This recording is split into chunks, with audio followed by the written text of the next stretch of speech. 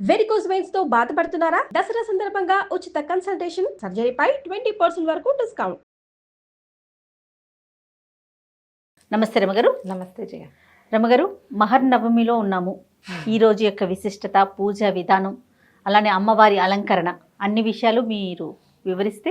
మా ఆశ్వయుజ శుద్ధ నవమి, దుర్గా అష్టమి, నిన్న అష్టమి, ఈ రోజు ఈరోజు నవమి. నవమి రోజున మహిషాసురమర్దిని అవతారాన్ని వెలయిస్తారు.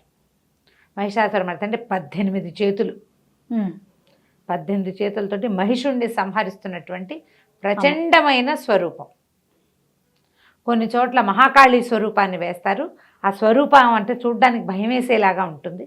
అందుకని ఎక్కువగా ప్రదర్శన చేయకుండా తెర వేసి ఉంచుతారని చెప్తారు. విజయవాడ ఇంద్రకీలాద్రి మీద వెలిసి ఉన్న కనకదుర్గ అమ్మవారి దేవాలయంలో ఇవాళ మన మహిషాసురమర్దిని అవతారాన్ని వేస్తారు. నీలం రంగు వస్త్రధారణ చేయిస్తారు అమ్మవారికి. బ్లూ, రిచ్ బ్లూ, మంచి నీలము, తర్వాత నీలం రంగు వస్త్రాన్ని సమర్పిస్తారు. తర్వాత అమ్మవారికి సమర్పించే నివేదన గుడాన్నం లేదా బెల్లం పరమాన్నం. గుడాన్నం పాలు పోయకుండా చేస్తారు, పొంగలి కాదు. ఓకే, గుడాన్నమే. అమ్మవారి లలితా శాస్త్రంలో గుడాన్న ప్రీత మానస అని ప్రత్యేకమైన నామధేయం ఉంది. ఇప్పుడు బెల్లం పరమాన్నము అవన్నీ పొంగలి అవన్నీ బెల్లంతోటే చేస్తాం కదా అనుకుంటాం. అవును. వాటిలలో క్షీరాన్నం అనమాట, పాలు కలుపుతారు. ఒక దాంట్లో పాలు కలుపుతారు, దేంట్లో పరమాన్నం పాయసం చేస్తాం కదా, బియ్యం పాయసం, అందులో పాలు పోస్తాం. చక్కెర పొంగల్ చేసేటప్పుడు పెసరపప్పు, నెయ్యి కలుపుతాం. ఖచ్చితంగా పెసరపప్పు ఉంటుంది చక్కెర పొంగల్. కానీ ఈ గుడాన్నము, అన్నము, బెల్లము చాలా దేవాలయాల్లో అభిషేకపు దినాలలో గుడాన్నాన్ని నివేదన చేయటం ఒక విశేషమైన సేవగా కనపడుతుంది. ప్రత్యేకమైన కారణం ఏమన్నా ఉందా? ఆమెకి ప్రీతి, ఇష్టం. గుడాన్నము అంటే ఆవిడకి తప్పిస్తే ఇంకా ఎవరికి పెట్టరు. నువ్వు చక్కెర పొంగలి, పాయసము అందరి దేవతలకి నివేదన చేస్తారు. అవునవును. గుడాన్నం కేవలము అది బలవర్ధక ఆహారం, యుద్ధాకాంక్షగా యుద్ధానికి వెళ్తున్నప్పుడు తినవలసిన ఆహారంగా చెప్తారనమాట. దాన్ని చాలా ప్రత్యేకమైంది. నెయ్యి అంతే. ఆ గుడాన్నంలో ఈ జీడిపప్పులు, కిస్మిస్లు అవి కూడా వెయ్యరు చాలా దేవాలయాల్లో. అన్నం ఉడికించి బెల్లం వేసి కుమ్మేస్తారు, బాగా గట్టిగా ఉన్నట్టుంటుంది. అపరిమితమైన బలమట అది. ప్రాంతాల వారీగా మారతాయి కూడా. ధాన్యంతో కలిపి అంటే రాగులు, తర్వాత జొన్నలు, వాటితో కలిపి కూడా చేస్తారు గుడాన్నాన్ని. మన ప్రత్యేకంగా అన్నంతో చేసి నివేదన చేస్తారు.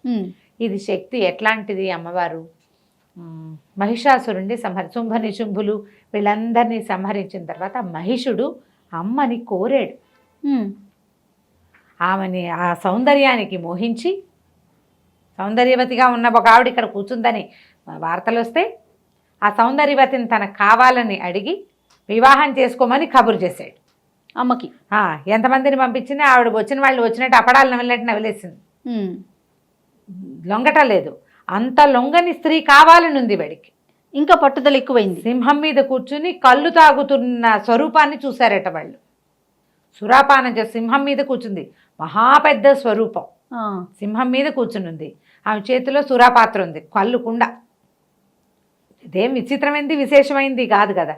ఆ స్వరూపం మీద అతనికి వ్యామోహం కలిగింది. ఆ ఒప్పుకోలే. నీ జాతి వాళ్ళతోటి కలవాలి నువ్వు, నేను నీకు పనికిరానని కాదు. ఏమైనా సరే అంటే ఇక అప్పుడు యుద్ధం. ఇద్దరు కలిసి యుద్ధం చేస్తే అసలు స్వరూపంతో, మహిష రూపంతో పరిగెత్తాడు. పరిగెడితే వదిలిపెట్టలే ఆమె. వెనకాల పరిగెత్తింది ఆయనతో పాటు, ఆ మహిషాసుడితో పాటు. వాడు పరిగెడితే మహిషుడు వెనకాల నుంచి పరిగెత్తుకుంటూ వెళ్ళి సంహరించింది. ఒకేసారి ఆమె నుంచి 18 చేతులు బయటకు వచ్చినాయట. ఊహిస్తే ఎట్లా ఒళ్ళు జలధరిస్తుంది. 18 చేతులతోటి మహోగ్ర స్వరూపంతో మహిషుణ్ణి సంహరించింది. అతని తలని, శిరస్సుని ఖండించింది, త్రిశూలంతో పొడిచింది. ఆ ఉగ్ర స్వరూపాన్ని ఈ రోజున ఆరాధిస్తాం. ఈ రోజున మనం చాలా విశేషంగా చేసేది ఆయుధ పూజ. ఈ ఆయుధ పూజ ఒక్కొక్క ప్రాంతంలో ఒక్కో రకంగా చెప్తారు.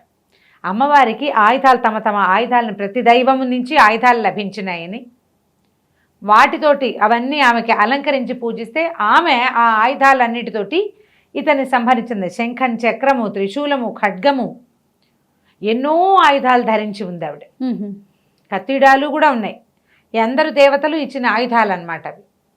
ఆ ఆయుధాలని పూజించటం వల్ల ఇవాళ ఆయుధ పూజ చేయాలని చెప్తారు. వృత్తులు చేసుకునే వాళ్ళు తమ వాటిని చేస్తారు. వస్తువులకి. ఇవేంటంటే యుద్ధాల్లో వాటిలలో పాల్గొనే కాలాల్లో రాజులు తమ ఆయుధాలకి ఈ రోజున పూజ చేసేవాళ్ళు. దాని మీద ఆయుధాలకి దైవీ శక్తిని ఇది చేయటం కోసం. అయితే రావణాసురుడిని ఈ రోజున సంహరించాడని అలాంటి ఒక మాట కూడా కొన్ని చోట్ల చెప్పబడుతుంది. రావణాసురుడు మహర్నవమి నాడు సంహరింపబడ్డాడు. అందుకని విజయదశమి నాడే రావణ వధ కొన్ని చోట్ల పెడతారు కదా. అవునవును. లంకా దహనం దాన్ని ఏదో అంటారు, రావణ దహనం చేస్తారు.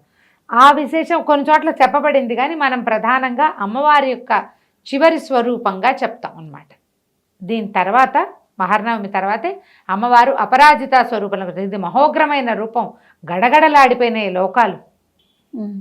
ఆమె అంత శరీరము విరాట్ రూపం, ఇన్ని ఆయుధాలు, పైగా ఎవరినైనా సంహరించేసరికల్లా పడి వెనకాల పరిగెత్తిగా కొట్టేసరికల్లా ఒక ఉగ్రత, ఒక ఆవేశం. ఇంత ఉద్రేక పరిపూరితమైన స్వరూపంలో ఉన్న అమ్మవారిని ప్రార్థించి ఆమెని అపరాజిత స్వరూపంగా మార్చుకున్నారు దేవతలు. మొత్తం దేవతలు, మానవులు, ప్రపంచమంతా సాగిలపడింది. ఈ స్వరూపాన్ని చూడలేకున్నామమ్మా, స్వరూపాన్ని మార్చుకోమని. ఆ స్వరూపంలో ఉన్న అమ్మవారిని ఈ రోజున మనం పూజిస్తాం. మహిషాసురమర్దిని స్తోత్రం అది చదువుకోవటం. ఉగ్ర స్వరూపాల్లో మనకి ఫోటోలు అవి ఉండవు. ఈ రోజున అమ్మవారు ఇది అని చెప్పుకుంటాం. గుడాన్నం ప్రత్యేకంగా నివేదన చేస్తాం. మహర్నవమికి గారెలు చేసి పెట్టడం ఒక నివేదనగా కనపడుతుంది అన్ని ప్రాంతాల్లో. ఈ రోజున నవదుర్గా స్వరూపంలో అమ్మవారిని సిద్ధిదాత్రి స్వరూపంలో కొలుస్తారు. ఆఖరి దుర్గా స్వరూపం నవదుర్గల్లో చిట్ట చివరి దుర్గ నవదుర్గ, నవమ దుర్గ అని చెప్పాలి. 9వ దుర్గా స్వరూపం సిద్ధిదాత్రి. ఈమె కోరిన కోరికలు తీరుస్తుంది. మహిషాసురమర్దిని స్వరూపం కూడా ఎవరైనా మహిషాసురమర్దిని స్తోత్రం అవి చదువుకున్న వాళ్ళకి కోరిన కోరికలు ఈడేరుతాయి. అంటే ఎక్కడా తీరని కోరికలు ఇక్కడ తీరుతాయి. అలాంటి స్వరూపం అనమాట. అందుకని నీకు ఈ మామూలుగా ఈ మాంత్రికులు కథల్లో వింటుంటామా, వాళ్ళ మహిషాసురమర్దిని కాళికా స్వరూపాన్ని, మహిషాసురమర్దిని స్వరూపాన్ని, ఉగ్ర రూపాన్ని కొలుస్తారు. అయితే అవడానికి ఇంత ఉగ్రశక్తి అయినప్పటికీ పరమసాత్విక మూర్తిగా కూడా కనబడుతుంది. దీని తర్వాత ఆవిడ ఎందుకు చేసింది ఇంత పని? లోక కళ్యాణార్థమే కదా. ఇంత ఉద్రేకభరితమైనది, ఇంత ఉద్వేగపూరితంగా కనపడేటువంటిది, భయంకరమైనది, ప్రచండమైనది, పరాశక్తి యొక్క విపరీతమైన స్వరూపాన్ని చూపించింది ఆవిడ. ఆ శక్తిని చూపించింది మన కోసమే కదా. పరమ ప్రసన్నురాలవుతుందట ఆమె. సులభ సాధ్యగా కూడా ఉంటుంది. మహిషాసురమర్దిని స్తోత్రం చదివితే ఎంత బాగుంటుందో. అసలు చక్కటి పదాలు, ఆమె యొక్క స్వరూపాన్ని పూర్తిగా వర్ణన చేసేటువంటి ఆ స్తోత్రాన్ని చదువుకోవటము. అమ్మవారికి మనం ఇప్పుడు లలితా సహస్రనామం చదవటం, దేవి ఖడ్గమాల చదువుకోవటం కూడా ఈ రోజు. ఈ సిద్ధిదాత్రి స్వరూపం కూడా అలాగే. ఏ సిద్ధి కోరుకుంటే ఆ సిద్ధిని అమ్మవారి ఇస్తుంది. అష్టసిద్ధులు ఉన్నాయి, అణిమ, గరిమ, లఘిమ, మహిమ. అలాంటి సిద్ధుల్ని ఈ స్వరూపంలో ఉన్న తల్లి, ఈ సిద్ధిదాత్రి స్వరూపంలో ఉన్న తల్లి ఇస్తుంది. విజయవాడ దేవస్థానంలో ఏమో మహిషాసురమర్దిని వేస్తారు. శ్రీశైలం దేవస్థానంలో సిద్ధిదాత్రి అవతార స్వరూపంలో నవదుర్గా స్వరూపాన్ని చూపిస్తారు అమ్మవారిని. ఈ రోజున ప్రత్యేకంగా మనం ఆయుధాలు అంటే వాహనాలు అవి పూజ చేసుకోవచ్చు. వాహన పూజలు. అందుకే మనకి ఇప్పుడు ఆయుధాలు ఏమున్నాయి? కత్తిడాలు లేవు. అంచేత ఏం చేస్తాం? యంత్రాలు, పనిముట్లు, పనులు చేసుకునే వాళ్ళు. తర్వాత ఏమో మనం ఇళ్లలో ఉండేవాళ్ళు, సాఫ్ట్వేర్ ఉద్యోగులు తమ తాలూకు ల్యాప్టాప్లు, సిస్టమ్స్, ఈ మెకానిక్లు వీళ్ళంతా ఉంటారు కదా. వాటన్నిటిని శుభ్రం చేసుకుని పూజ చేసుకోండి. చక్కగా పూజ చేసుకోవడానికి ఉంది. పసుపు రాసి బొట్టు పెడతారు, 2 పువ్వులు పెడతారు, 2 అక్షింతలు వేస్తారు, దండం పెట్టుకుంటారు. ఇవే మన జీవనాధారం కాబట్టి వాటిని నమస్కరించుకోవటమే ఈ రోజు యొక్క ప్రత్యేకత, విశేషము కూడా. త్రిరాత్ర వ్రతం చేసుకునేవాళ్ళు అంటే 9 రోజులు అఖండం పెట్టి 9 రోజులు కలసం పెట్టి చేసేవాళ్ళు, వాళ్ళకి చివరిదే ఇదే. అక్కడికి త్రిరాత్ర వ్రతం 3 సప్తమి, అష్టమి, నవమి 3 రాత్రులు చేసేవాళ్ళు కూడా ఉదయకాల పూజ చేసేసుకుని సాయంకాలం పూజ చేసుకున్నాక అప్పుడు అమ్మవారిని సాగనంపుతారు.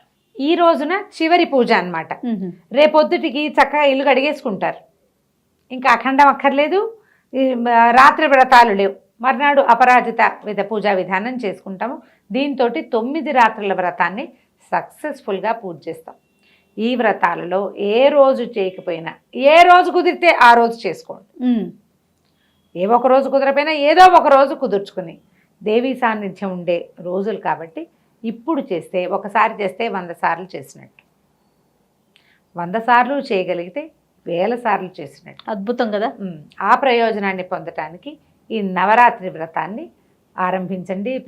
చివరి రోజైనా చేసుకోండి. తప్పకుండా రమ్మగారు. నమస్తే. నమస్తే జయ.